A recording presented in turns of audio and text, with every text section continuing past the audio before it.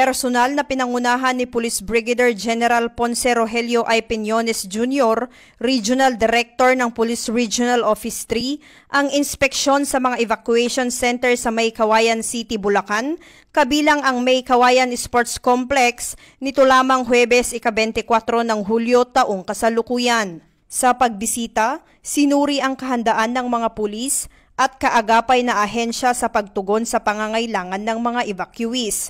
Kabilang sa kanyang tiningnan ay ang seguridad, distribusyon ng pagkain at tubig at pagkakaroon ng serbisyong medikal. Nakipag-ugnayan din siya sa mga pamilyang lumikas upang personal na marinig ang kanilang mga hinaing at agarang matukoy ang mga kinakailangang aksyon.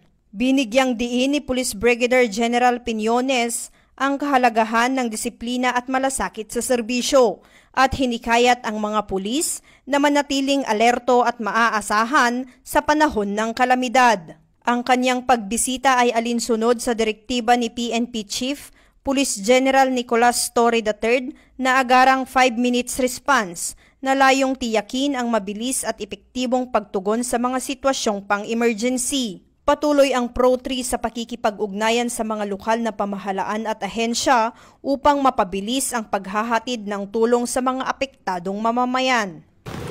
Mula dito sa Bulacan, ako ang inyong PNN correspondent, Patrol Woman Mildred A. Tawago, alagad ng batas, tagataguyod ng balita.